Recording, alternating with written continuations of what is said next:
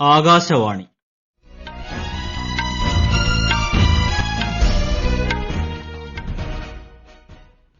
നമസ്കാരം. വാർത്തകൾ വായിക്കുന്നത് സുരേഷ്.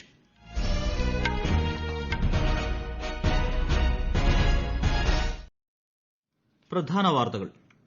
ഇന്ത്യയ്ക്കെതിരായ പാകിസ്ഥാന്റെ വ്യാജ ആരോപണങ്ങളെ ശക്തമായി അപലപിച്ച് ഇന്ത്യൻ വിദേശകാര്യ മന്ത്രാലയം. ജൈനാചാര്യൻ ശ്രീ വിജയ് വല്ലഭ് സുരീശ്വർ ജയ് മഹാരാജിന്റെ പ്രതിമ ഇന്ന് പ്രധാനമന്ത്രി അനാച്ഛാദനം ചെയ്യും. ബീഹാർ മുഖ്യമന്ത്രിയായി നിതീഷ് കുമാറിന്റെ സത്യപ്രതിജ്ഞ ഇന്ന്. ഡൽഹിയിലെ കോവിഡ് സ്ഥിതിഗതികൾ കേന്ദ്ര ആഭ്യന്തരമന്ത്രി അമിത്ഷാ അവലോകനം ചെയ്തു. രാജ്യത്ത് കോവിഡ് മുക്തി നിരക്ക് ഉയരുന്നു. കേരളത്തിൽ 6684 പേർക്ക് ഇന്നലെ രോഗമുക്തി. കോവിഡ് മാനദണ്ഡങ്ങൾ പാലിച്ച് ശബരിമല മണ്ഡല മകരവിളക്ക് തീർത്ഥാടനത്തിന് തുടക്കം. വാർത്തകൾ വിശദമായി. പാകിസ്ഥാനിലെ സംഭവങ്ങളിൽ ഇന്ത്യയ്ക്ക് പങ്കുണ്ടെന്ന തരത്തിൽ പാകിസ്ഥാൻ നടത്തിയ വ്യാജ ആരോപണങ്ങളെ ഇന്ത്യ അതിശക്തമായി അപലപിച്ചു. ഒരു റിപ്പോർട്ട്. അടിസ്ഥാനമില്ലാത്ത കെട്ടിച്ചമച്ച ഭാവനയിൽ നിന്നുള്ള ആരോപണങ്ങളാണ് പാകിസ്ഥാൻ ഉയർത്തുന്നതെന്ന് ഇന്ത്യൻ വിദേശകാര്യ മന്ത്രാലയം ചൂണ്ടിക്കാട്ടി. പാകിസ്ഥാൻ ഭീകരവാദം സ്പോൺസർ ചെയ്യുന്ന കാര്യവും അവരുടെ തന്ത്രങ്ങളും അന്താരാഷ്ട്ര സമൂഹം തിരിച്ചറിയണമെന്ന് വിദേശകാര്യ വക്താവ് അനുരാഗ് ശ്രീവാസ്തവ ചൂണ്ടിക്കാട്ടി. നുഴഞ്ഞുകയറ്റത്തിന് സംരക്ഷണം നൽകുന്ന പാകിസ്ഥാന്റെ മറ്റൊരു ഇന്ത്യാവിരുദ്ധ നീക്കമാണിതെന്നും അദ്ദേഹം പറഞ്ഞു. അതിർത്തിയിലെ ഭീകരവാദത്തിന് പിന്തുണ നൽകുന്നത് പാകിസ്ഥാൻ നിർത്തണം. ഭീകരവാദത്തിന്റെ ഉൽപാദകരായി തങ്ങൾ മാറിയെന്ന കാര്യം പാകിസ്ഥാൻ നേതാക്കൾ മറച്ചുവെക്കരുതെന്നും മന്ത്രാലയം വ്യക്തമാക്കി. നുഴഞ്ഞുകയറ്റവും ആയുധവും ഇന്ധനവും കടത്തുന്നത് അതിർത്തിയിൽ വിന്യസിച്ചിരിക്കുന്ന പാക് സൈന്യത്തിന്റെ അറിവോടെയാണ്. ഇന്ത്യയിൽ ഭീകരവാദം പ്രോത്സാഹിപ്പിക്കുന്നത് പാകിസ്ഥാനാണെന്ന് വിദേശകാര്യ മന്ത്രാലയം ചൂണ്ടിക്കാട്ടി. News desk Akashvani. ജൈനാചാര്യൻ ശ്രീ വിജയ് വല്ലഭ് സുരീശ്വർ ജയ് മഹാരാജിന്റെ 151ാം ജന്മവാർഷിക ദിനമായ ഇന്ന് അദ്ദേഹത്തിന്റെ പ്രതിമ പ്രധാനമന്ത്രി നരേന്ദ്രമോദി ഓൺലൈനായി അനാച്ഛാദനം ചെയ്യും. രാജസ്ഥാനിലെ പാലിയിൽ സ്ഥാപിച്ച പ്രതിമ സ്റ്റാച്യു ഓഫ് പീസ് എന്നാണ് അറിയപ്പെടുന്നത്. 151 ഇഞ്ച് ഉയരമുള്ള പ്രതിമ 8 ലോഹങ്ങളടങ്ങിയ അഷ്ടധാതുവിലാണ് നിർമ്മിച്ചിട്ടുള്ളത്. 1870 1954 കാലഘട്ടത്തിൽ ജീവിച്ചിരുന്ന ജൈന സന്യാസിയായ വിജയ് വല്ലഭ് സുരീശ്വർ മഹാരാജ് മഹാവീരന്റെ ആശയങ്ങളാണ് പ്രചരിപ്പിച്ചിരുന്നത്. വിദ്യാഭ്യാസം, സാമൂഹ്യ അനാചാര്യങ്ങൾ ഇല്ലാതാക്കൽ, സ്വാതന്ത്ര്യത്തിനും സ്വദേശിവൽക്കരണത്തിനുമായുള്ള പ്രവർത്തനം തുടങ്ങി നിരവധി മേഖലകളിൽ അദ്ദേഹം പ്രവർത്തിച്ചു. അദ്ദേഹത്തിന്റെ പ്രേരണയിൽ 50 വിദ്യാഭ്യാസ സ്ഥാപനങ്ങൾ തുടങ്ങി. ബീഹാറിൽ ശ്രീ നിതീഷ് കുമാർ ഇന്ന് മുഖ്യമന്ത്രിയായി സത്യപ്രതിജ്ഞ ചെയ്യും. വൈകിട്ട് 4-നും 4:30-നും ഇടയ്ക്ക് തലസ്ഥാനമായ പട്നയിലാണ് സത്യപ്രതിജ്ഞ നടക്കുക. ഇന്നലെ ചേർന്ന എൻഡിഎ നിയമസഭാ കക്ഷി യോഗത്തിലാണ് ശ്രീ നിതീഷ് കുമാറിനെ കക്ഷി നേതാവായി തെരഞ്ഞെടുത്തത്. തുടർന്ന് ശ്രീ നിതീഷ് കുമാർ എൻഡിഎ നേതാക്കൾക്കൊപ്പം രാജ്ഭവനിലെത്തി ഗവർണർ ഭംഗു ചൌഹാനെ സന്ദർശിച്ച് സർക്കാർ രൂപീകരണത്തിനായി അവകാശവാദം ഉന്നയിച്ചു. അടുത്തിടെ നടന്ന തെരഞ്ഞെടുപ്പിൽ 125 സീറ്റുകൾ നേടിയാണ് എൻഡിഎ അധികാരം നിലനിർത്തിയത്. ബിജെപി നേതാവും കേന്ദ്രമന്ത്രിയുമായ അനുരാഗ് താക്കൂറിന് ജമ്മുകാശ്മീരിലെ തദ്ദേശ തെരഞ്ഞെടുപ്പിൽ പാർട്ടി ചുമതല നൽകി. ഈ മാസം 28 മുതൽ ഡിസംബർ 19 വരെ 8 ഘട്ടങ്ങളിലായാണ് വോട്ടെടുപ്പ്. ഡിസംബർ 22-ന് വോട്ടെണ്ണും.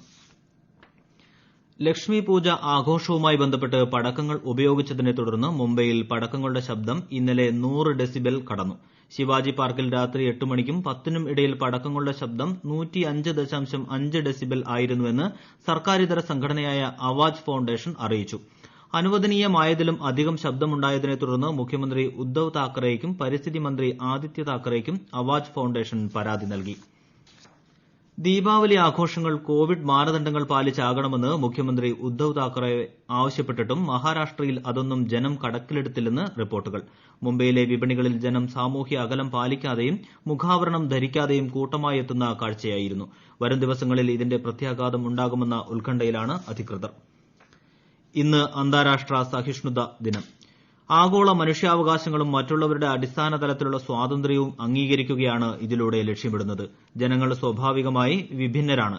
ഇടകലർന്ന സമൂഹങ്ങളുടെ അതിജീവനം ലോകത്തെവിടെയും സഹിഷ്ണുതയിലൂടെയേ സാധ്യമാകൂ എന്നതാണ് സഹിഷ്ണുതാ ദിനം നൽകുന്ന സന്ദേശം. അഹിംസയ്ക്കെതിരെ പോരാടാൻ വിദ്യാഭ്യാസം സുപ്രധാനമാണെന്ന് യുനെസ്കോ ന്യൂഡൽഹി ഓഫീസ് മേധാവി എറിക് ഫാൾട്ട് പ്രതികരിച്ചു. ഈ വാർത്തകൾ ആകാശവാണിയിൽ നിന്ന്. കൊറോണ ആശങ്കയല്ല, ജാഗ്രതയാണ് വേണ്ടത്. കേന്ദ്ര ആരോഗ്യ മന്ത്രാലയം പുറപ്പെടുവിക്കുന്ന നിർദ്ദേശങ്ങൾ. ജനങ്ങൾ കൂട്ടം കൂടുന്നത് ഒഴിവാക്കുക. ഇടയ്ക്കിടെ കൈകൾ സോപ്പും വെള്ളവും ഉപയോഗിച്ചോ സാനിറ്റൈസർ ഉപയോഗിച്ചോ വൃത്തിയാക്കുക. നിർബന്ധമായും മാസ്ക് ധരിക്കുക. പനിയോ ചുമയോ ശ്വാസതടസ്സമോ തുടരുന്ന സാഹചര്യത്തിൽ വൈദ്യസഹായം തേടുക. കൊറോണയെ സംബന്ധിച്ച വിവരങ്ങൾക്ക് ആരോഗ്യ മന്ത്രാലയത്തിന്റെ 1075ലും ദിശയുടെ 1056ലും ബന്ധപ്പെടാം. രാജ്യത്തെ കോവിഡ് മുക്തി നിരക്ക് 93.9%. കഴിഞ്ഞ 24 മണിക്കൂറിനിടയിൽ 42,000-ലധികം പേർ രോഗമുക്തരായി. 4.79 ലക്ഷം പേരാണ് നിലവിൽ ചികിത്സയിലുള്ളത്. ആകെ രോഗബാധിതരുടെ 5.44% പേർ മാത്രമാണിത്. കഴിഞ്ഞ 24 മണിക്കൂറിനിടയിൽ 447 പുതിയ മരണങ്ങൾ കൂടി റിപ്പോർട്ട് ചെയ്തതോടെ ആകെ മരണസംഖ്യ 1,29,635 ആയി.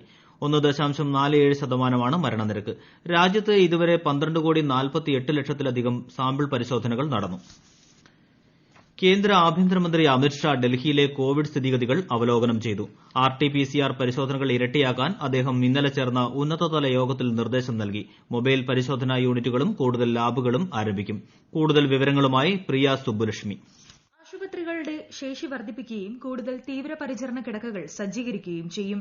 DRDO ആശുപത്രിയിൽ ഗുരുതരാവസ്ഥയിലുള്ള രോഗികൾക്ക് സൌകര്യമൊരുക്കും. ഛത്തർപൂരിൽ 10,000 കോവിഡ് കിടക്കകൾ സജ്ജീകരിക്കും. കൂടുതൽ ആരോഗ്യ സേവന സൌകര്യങ്ങളും പരിശോധനാ സൌകര്യങ്ങളും ഏർപ്പെടുത്തുമെന്നും ശ്രീ അമിത് ഷാ അറിയിച്ചു. കണ്ടെയ്ൻമെന്റ് സോണുകളിൽ വിശദമായ പരിശോധന, സമ്പർക്ക രോഗികളെ കണ്ടെത്തൽ, ക്വാറന്റീൻ എന്നിവ വിപുലമാക്കും. കൂടുതൽ ഡോക്ടർമാരെയും പാരാമെഡിക്കൽ ജീവനക്കാരെയും വിന്യസിക്കും. പ്ലാസ്മ ദാനം ചെയ്യാൻ പ്രോത്സാഹനം നൽകുമെന്നും കേന്ദ്ര ആഭ്യന്തരമന്ത്രി അറിയിച്ചു. വീടുകളിൽ നിരീക്ഷണത്തിൽ കഴിയുന്നവർ രോഗബാധിതരായാൽ എത്രയും വേഗം ആശുപത്രികളിലേക്ക് മാറ്റും. ജനങ്ങൾക്കിടയിൽ ബോധവൽക്കരണം ശക്തമാക്കാനും യോഗത്തിൽ ധാരണയായി. കേന്ദ്ര ആരോഗ്യമന്ത്രി doctor Harshvardhan, lieutenant governor Anil Baijal, മുഖ്യമന്ത്രി അരവിന്ദ് കെജ്രിവാൾ എന്നിവർ യോഗത്തിൽ സംബന്ധിച്ചു. News desk, Akashvani. കേരളത്തിൽ ഇന്നലെ 6,684 പേർ കോവിഡ് രോഗമുക്തി നേടിയെന്ന് ആരോഗ്യമന്ത്രി കെ ശൈലജ അറിയിച്ചു. അതേസമയം 4,581 പേർക്കാണ് രോഗം സ്ഥിരീകരിച്ചത്. കഴിഞ്ഞ 24 മണിക്കൂറിനിടെ 46,126 സാമ്പിളുകളാണ് പരിശോധിച്ചത്.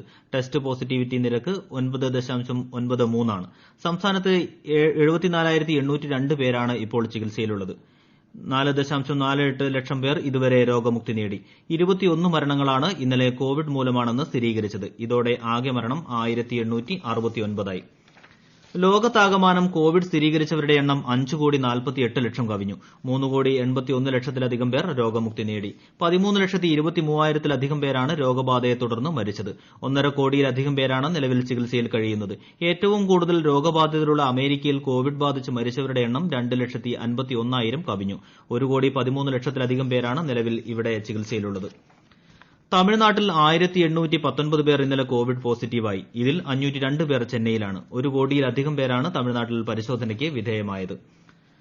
മണ്ഡല മകരവിളക്ക് തീർത്ഥാടനത്തിന് തുടക്കമായി. വൃശ്ചികം 1 ഇന്ന് പുലർച്ചെ 5 മണി മുതൽ ഭക്തർ ദർശനം നടത്തി. വെർച്വൽ ക്യൂ വഴി ബുക്ക് ചെയ്തു വരുന്നവർക്കാണ് പ്രവേശനം. കോവിഡ് മാനദണ്ഡങ്ങൾ കർശനമായി പാലിച്ചാണ് ഇത്തവണ ശബരിമല തീർത്ഥാടനം. അതുകൊണ്ട് തന്നെ വിപുലമായ തീർത്ഥാടക പ്രവാഹമില്ല. ദിവസം 1000 ഭക്തർക്ക് മാത്രമേ പ്രവേശനം നൽകുന്നുള്ളൂ.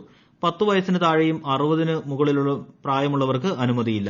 24 മണിക്കൂറിനുള്ളിൽ പരിശോധന നടത്തി കോവിഡ് ഇല്ലെന്ന് സ്ഥിരീകരിച്ച സർട്ടിഫിക്കറ്റ് നിർബന്ധമാണ്. പുണ്യം പൂങ്കാവനം പദ്ധതിയുടെ പ്രവർത്തന ഉദ്ഘാടനം ഇന്ന് ശബരിമല സന്നിധാനത്ത് തന്ത്രി കണ്ഠരര് രാജീവര് നിർവഹിക്കും.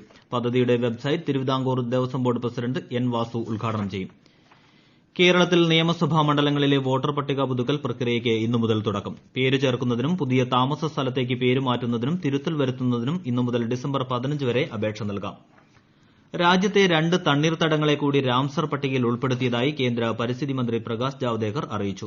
മഹാരാഷ്ട്രയിലെ ലോണാർ തടാകവും ഉത്തർപ്രദേശിലെ സുർ സരോവർ എന്നറിയപ്പെടുന്ന കീതം തടാകവുമാണ് രാംസർ പട്ടികയിൽ ഇടം നേടിയത്. തണ്ണീർത്തടങ്ങൾ പ്രകൃതിദത്ത ജലശുദ്ധീകരണ സംവിധാനമാണെന്നും സവിശേഷ ആവാസ വ്യവസ്ഥകളാണെന്നും ശ്രീ ജാവ്ദേക്കർ ട്വിറ്ററിൽ കുറിച്ചു. 1971-ൽ രാംസറിൽ വെച്ച് തണ്ണീർത്തടങ്ങളെ സംരക്ഷിക്കുന്നതിനായി വിവിധ രാജ്യങ്ങൾ ഒപ്പുവച്ച കരാറാണ് രാംസർ കൺവെൻഷൻ എന്ന പേരിൽ അറിയപ്പെടുന്നത്. അഫ്ഗാനിസ്ഥാനിലെ ഹെൽമന്ദ്, ഗാണ്ടഹാർ പ്രവിശ്യകളിൽ സൈന്യം നടത്തിയ ആക്രമണത്തിൽ 150-ലേറെ പാകിസ്ഥാനി ഭീകരർ കൊല്ലപ്പെട്ടു. അടുത്തിടെ സൈന്യവുമായി നടന്ന ഏറ്റുമുട്ടലിൽ കൊല്ലപ്പെട്ട താലിബാൻ ഭീകരരുടെ പേരുവിവരങ്ങൾ ആഭ്യന്തര മന്ത്രാലയം പുറത്തുവിട്ടു. പ്രധാന വാർത്തകൾ ഒരിക്കൽ കൂടി. ഇന്ത്യയ്ക്കെതിരായ പാകിസ്ഥാന്റെ വ്യാജ ആരോപണങ്ങളെ ശക്തമായി അപലപിച്ച് ഇന്ത്യൻ വിദേശകാര്യ മന്ത്രാലയം. ജൈനാചാര്യൻ ശ്രീ വിജയ് വല്ലഭ് സുരീശ്വർ ജയ് മഹാരാജിന്റെ പ്രതിമ ഇന്ന് പ്രധാനമന്ത്രി അനാച്ഛാദനം ചെയ്യും. ബീഹാർ മുഖ്യമന്ത്രിയായി നിതീഷ് കുമാറിന്റെ സത്യപ്രതിജ്ഞ ഇന്ന്. ഡൽഹിയിലെ കോവിഡ് സ്ഥിതിഗതികൾ കേന്ദ്ര ആഭ്യന്തരമന്ത്രി അമിത് ഷാ അവലോകനം ചെയ്തു. രാജ്യത്ത് കോവിഡ് മുക്തി നിരക്ക് ഉയരുന്നു. കേരളത്തിൽ 6684 പേർക്ക് ഇന്നലെ രോഗമുക്തി. കോവിഡ് മാനദണ്ഡങ്ങൾ പാലിച്ച് ശബരിമല മണ്ഡല മകരവിളക്ക് തീർത്ഥാടനത്തിന് തുടക്കം. വാർത്തകൾ കഴിഞ്ഞു. അടുത്ത വാർത്ത 10:15-ന്.